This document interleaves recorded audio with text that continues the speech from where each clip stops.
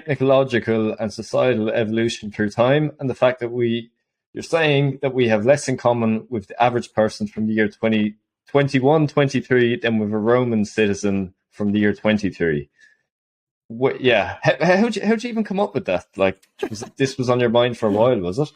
Yeah, it's definitely been on my mind. The people that know me especially know that I love history so much, and I love technology. And the more I studied history, even before coming to Bitcoin, the more I studied history, the more self-evident it became to me that it's like, not to oversimplify it, but all of history is basically a direct function of technology. If you understand the technology of any given era, you can predict the politics, you can predict wars, you can predict when there's going to be revolutions, you can predict, frankly, even the religions. You can predict what people believe. It's really quite amazing. And I talk about this on Preston's podcast too, but basically the turnover of empires and corporations and companies all comes down to technology. It's just, if you can predict what technology is going to do and where it's going to go and how fast it's going to be, you can basically, say everything else with the society. So anyway, the basic idea that we have less in common with the future than we do with the past, which I know sounds really hard for people to understand today, but if we just take, if we just step back and, we go to any other period in history, this is true. If we were to travel back in time, I go into this extensively in my first Twitter thread about the year 1923. If we were to go back in time to the Roaring Twenties, and you were to live there for a while, and then you go back in time to, say, the Romans or the Egyptians or, the Renaissance, pick your century. To me, it becomes clear that folks from the 1920s have more in common with the people previous to them than to us today. And sure, that is more or less just an arbitrary claim. However, I genuinely believe it. And even though they had cars then, we have cars today, and they had cities today, we have cities today. The reason I think it's fundamentally true is because look at their daily lives. Most people in the 1920s, the work that they were doing was much more similar to the work of people 1,000 years before than to us today. To us today, the vast majority of people today, what do? We spend a lot of our day online. We have all sorts of banking and, pretty much every facet of our social lives, our entertainment lives, our work lives, our family lives. Pretty much everything's drastically different than it was back then. Think about family life and family structure.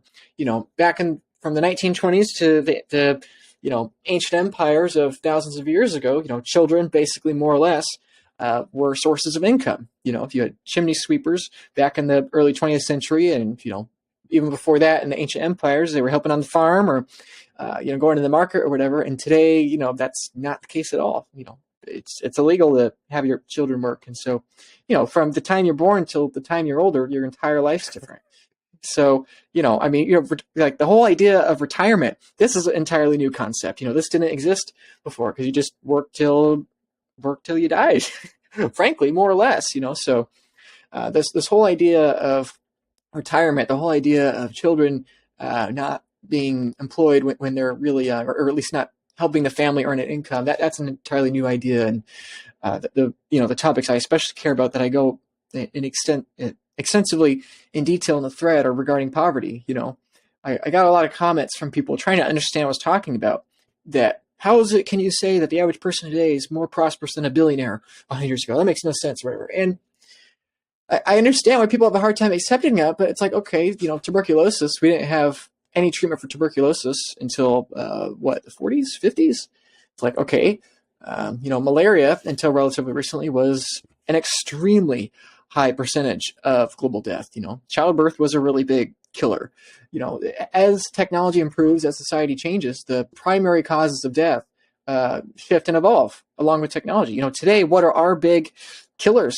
Especially here in the West: heart disease, cancer, smoking. All these things that and I don't mean to demean these ailments and diseases, but the reality is these are diseases of the West. These are diseases of the privileged. We have transitioned from way back in the day when lions and bears were our biggest threat to then, malaria or cholera or things like that. And then we transitioned, again and again. And, over the last 100 years, we've transitioned again to now where heart disease and diabetes and obesity are our biggest social threats. And these are all horrible things, but they're all a result of our technology. Our technology is better. We're living longer lives. We have, more food. I mean, today, for example, we have more, obesity is a larger global problem than starvation.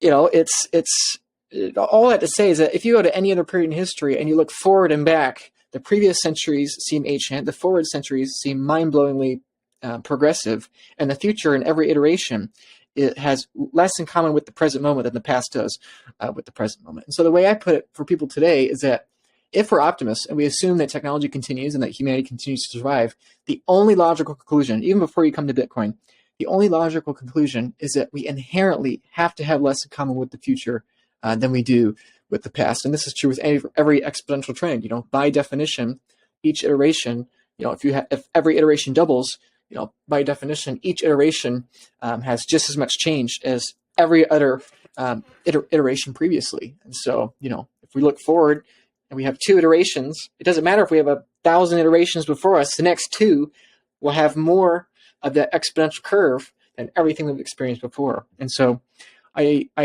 do my best to not make specific claims with what the future is going to do. I know people make claims of, fission energy is going to be here in X number of years, or AI robots will be here in Y number of years, or whatever. And I try not to do that because I have no clue.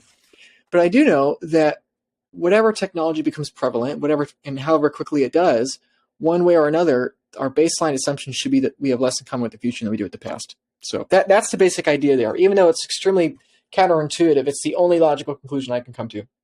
I want to thank you for being a supporter of mine and a viewer of my channel here and a follower of mine. It really means a lot to me that you would support me in my efforts to expand Bitcoin education to a wider and wider audience. And someone else that's doing the same here is my friend and fellow partner and supporter, Brian DeMint. Brian DeMint has done many efforts in Bitcoin here over the last few years, and this is one of them. This is his book. It's Bitcoin Evangelism. See, Brian was the former founder of a crypto project, and once he realized Bitcoin, why it's unique compared to other digital assets and other forms of tokens and money, he wrote this book. He wrote this book comparing why Bitcoin is unique in this sense. So no matter if you're new to Bitcoin, if you're trying to preach the message of Bitcoin, or you know someone that is a little more advanced, wherever your experience level, where you are, this is a book that's probably going to be very useful to you. The text is very readable, lots of bolded quotes from many people throughout history about why Bitcoin's unique, comparisons to former technology, why Bitcoin is in a similar way people are irrationally scared of it in the beginning, and lots of great visuals explaining various aspects about Bitcoin,